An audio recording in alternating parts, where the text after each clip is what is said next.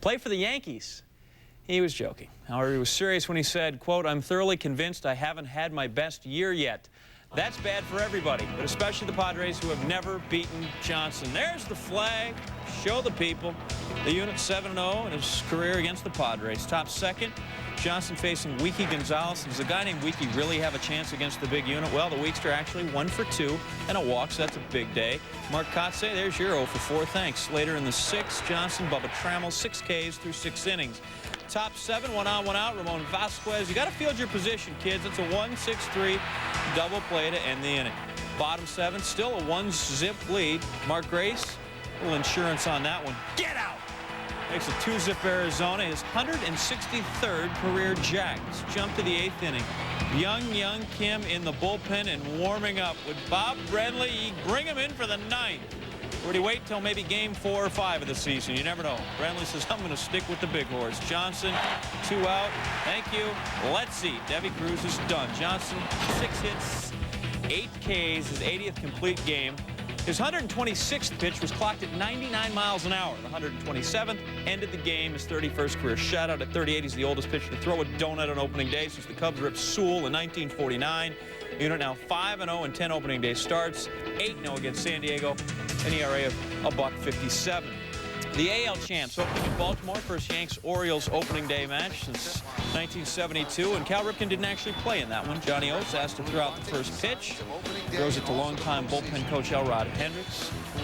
Bottom 4, O's down 1-zip. David Segui off Roger Clemens. Tried to field that with his bare hand. Not smart. Segui's safe. Clemens not happy. He's a little sore, but he's a hockey player. He'd stay in the game. Next batter, Jeff Conine, walk. Jay Gibbons next in the lineup card, next in the box, down to first, he would walk. Bases loaded for Tony Batista. Oh my. Tony Batista unloads the money ball. Just the 25th opening day grand slam since 1900. Orioles go up 4-1. Top 5 Yankees, bases loaded, Jason Giambi. This is why I hired you, kid. And he ground out Giambi in his first official game for the Stripes, 1 for 4 with a walk. Bottom 5, Orioles load them up again. They're juiced. Clemens gives up this knock to Melvin Mora. That's going to get down and roll to the wall. 3 runs would score. Orioles going to win it 10-3. Clemens later taken to the hospital for x-rays. The films were negative. New York positive. He will be day-to-day. 10 runs, most allowed by the Yanks in a game on opening day since 1973. Just the 4th grand slam, the one Batista hit, given up by Clemens in his career, but 3 of them have come since the turn of the century. He finished up with 7 hits, 8 earned and 4 1/3. Scott Erickson gets the win. He threw 6 strong. First AL guy to start on opening day after not having pitched the entire previous season in 25 years. Jays and Red Sox, Super Bowl champs on hand to celebrate opening day, and they all threw out the first pitch. Perhaps this is the Red Sox year as well, although this doesn't bode particularly well. Top of the first, Blue Jays up 1-0. Darren Fletcher, the double to left center off Pedro Martinez. Carlos Delgado, Jose Cruz Jr. scores 3-0 in favor of the Jays. Now top of the second, bases loaded. There's a visual proof. Blue Jays up 3-1. And Eric Hinsky looping one down the right field line. It's going to score Homer Bush and Felipe Lopez. Jays up 5-1, would score 2 more in the inning, go up 7-1. Pedro gave up 7 earned runs in 3 innings. Now bottom of the 3rd, Red Sox down 8-3. It is Nomar trying to lead the comeback. Hits it deep to center, and that one is off the wall for a double. Lone hit for him. 1 for 6 in the ball game.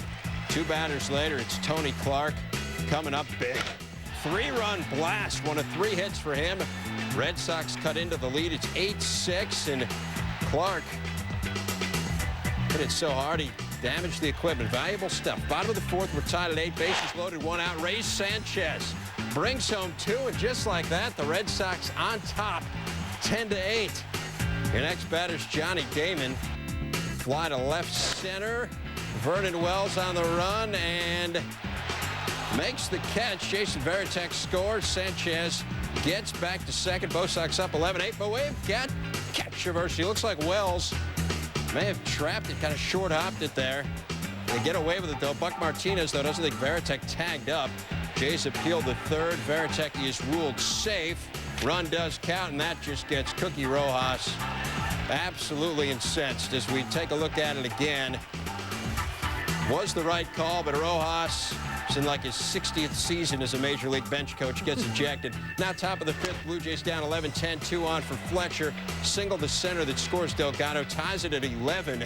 Fletcher 2 for 4, drove in 4. Bottom of the 7th, still tied. Red Sox bases loaded, 2 out. Sanchez to left. Cruz Jr., no doubt about that one. Beautiful grab. Now we go to the bottom of the 9th. Red Sox down 12-11. They bring in Ricky Henderson to pinch run. Down to their final out, though, and Shea Hillenbrand. The grounder to short, and that is your ball game as the Jays win it by the final of 12-11. 408 pitches thrown in this one. Jose Offerman, Tron Nixon, Jason Varitek all homered for the Bo Sox, who became just the 2nd team since 1930 to score as many as 11 runs on opening day and lose. As for Pedro, his teams had been 18-0 all time when scoring double-digit runs in one of his starts, that before Monday's loss. Obviously, he didn't have the velocity we've seen in the past, but he did strike out 3 in a row with runners at first and third and nobody out. So he still has the ability to call it up when he needs it. I just hope that Pedro Martinez is healthy. I feel healthy, and if they can trust that. I mean, last year, even when I had some good games, I said, I'm not feeling all that good. And, you know, nobody panicked, I guess. But, you know, this time, it's reasonable to be panicking. Especially reasonable to panic when you consider just how well Pedro typically starts. The 7 earned runs Monday matched the total he allowed over 5 starts and 35 innings last April. Allowed just 5 earned runs in all of April 2 years ago. That was also in 5 starts. Phils and Braves, Greg Maddux warming up before the game, decided not to go, though, due to a strained hip. Tom Glavine starting in his place. Glavine facing Bobby Abreu. Gets him looking, and then it's Jimmy Rollins swinging in 7 Ks and 6 1/3. Bottom of the 3rd, 1-0. Gary Sheffield, grounder to left. Scott Rowland right between his legs. Chipper Jones safe at 3rd on the air. Next batter, Vinny Castilla. The newly acquired, this is a team 13th in the NL in runs scored last year. This is going to help. 3-run shot, Braves up 4-0. Offense looking better already. How about another new acquisition? The much heralded Gary Sheffield, bottom of the 5th. 4-0. 1 on, 2 outs. It's gone. 2-run shot at 6-0. Sheff and Castilla both drove in 3. Now top of the 9th, Braves up 7-2. They bring in John Smoltz to close it. And Pat Burrell goes down swinging. That is your ball game. Braves cruise 7-2. 51,638 on hand, largest regular season crowd in Turner Field history. About 15,000 more than were there for the final game of last year's NLCS.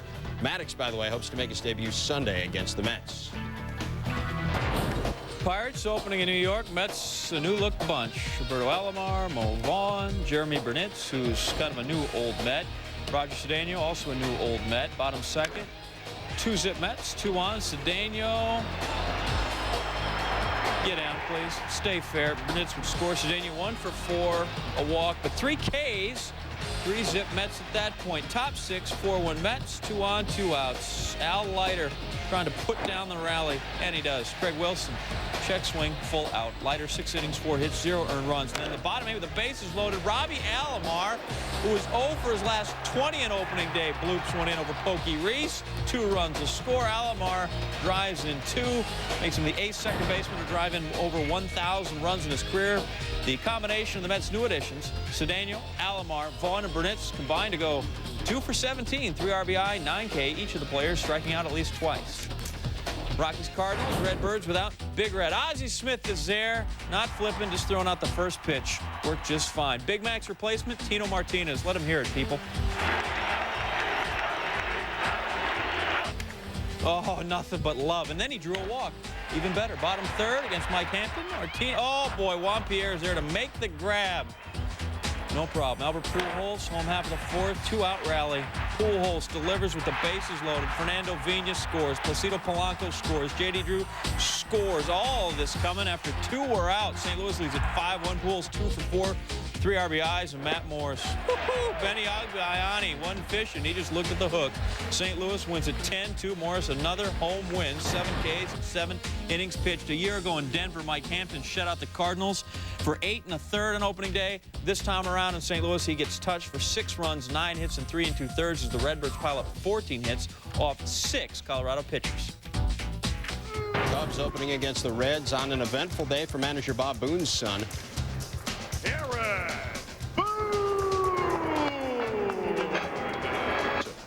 Top of the 8th, Reds up 4-3. Sammy Sosa hits at the third. Boone robbing him. Throws him out at first. Tying run forced to stay at third. Next batter is Fred McGriff. Sky one down the line. Boone moving over and can't quite get to it. Corey Patterson scores. We are tied at 4. Still tied. Bottom of the 9th. Jeff Fassero on the hill. Hit Sean Casey in the helmet. Fassero hit 3 batters in an inning and 2/3. Casey would be okay, and bases now loaded for Boone. In the air. Sosa over. Tagging is Larkin. Here's Sosa's throw. Here comes Barry. Guess what? He is safe, and the Reds win. The Reds win. How about that? What a way to start the last year in Synergy. Certainly much better than they did last year at Synergy, where they struggled mightily. Reds take it 5-4. Todd Walker paired doubles and a solo homer. Junior held homerless. Here's total opening up with the Chi Sox. Bottom of the 8th, bases loaded. Carlos Guillen with the Mariners down 6-3. They'll make it 6-5. Brett Boone's going to score. Edgar Martinez as well. And it is a 1-run ball game. Your next batter is Ruben Sierra facing Bobby Howry. Runners on second and third, and Sierra. The chopper back to the hill. Howry takes his time and gets out of it. Sox use 3 pitchers in the 8th. They cling to a 6-5 lead. Bottom of the 9th, 2 runners on. Brett Boone facing Keith Folk with 1 out. Back to Folk, looks the runner back and throws to first to get Boone, so now 2 outs. After they intentionally walked Edgar Martinez. Folk facing Mike Cameron. Cameron said afterwards he got a pitch to hit and just missed it. Fly out to right field, and that is your ball game. Sox hang on 6-5 in a game they had led 6-1. Mark Burley pitched well in his first ever opening day start, went 6 innings, giving up just 2 hits, retired 13 straight at one point. Carlos Lee homered for the Sox at 3 hits. Ichiro 3 hits for Seattle. Twins Royals loser to be contracted immediately. First batter of the game, Jock Jones. Off season, he spent some time in the cage working with Tony Gwynn. Seems the instruction has paid off. Jeff Suppan, oh, that's moist. Twins grab the 1-zip lead into the fountain. Bottom of the 3rd, runners on for Mike Sweeney. Fat new contract for Sweeney. Sweeney, fat pitch. Royals grab the 4-3 lead. Sweeney 2 hits on the day. Brad Radke lasted just 4 1/3 innings, gave up 5 earned runs, but his guys are going to bail him out. Top 7, Jock Jones again with 2 on. Rips it to right center. They got more water over there. That one stays dry, but it's still out of the park. Twins go up 7-6, win it by a count of 8-6. Jones first Twin to homer twice on opening day since Gary Gaetti 20 years ago. Minnesota knocked 5 out of the park as a team, tying the AL mark. Once again, last season, Texas had an ERA that would make a T-ball team blush, more than a run higher than anyone else in the AL West, which would explain the whole 43 games out of first place thing. In an attempt to rectify the situation, they essentially invited anyone who has ever thrown a baseball to spring training. 36 pitchers. Narrowed it down to 13 in time for Monday's opener with the A's, and this is the guy who got the nod as the #1 starter. Chan Ho Park, and he beans Randy Velarde in the left hand in the first. Velarde went for x-rays, which were negative, and this was negative for Park. Bottom of the 3rd, 2-1 A's. David Justice, the new acquisition, coming through. The home run off Chan Ho is looking the part. Gave up 6 earned runs in 5 innings. It's 4-1 Oakland. Top of the 6th, Mark Mulder. The big curve on the rookie Hank Blaylock, and then gets Michael Young swinging. Rafael Palmeiro as well. 21-game winner last season. Gave up just 6 hits in 8 innings as the A's win it by the final of 8-3. The Rangers potent 3-4-5 hitters. A-Rod, Juan Gonzalez, Rafael Palmeiro. A combined 2 for 12, no RBI, and 3 Ks. Oakland's won 18 straight regular season home games. Longest such streak in the majors since Cleveland won 18 in a row.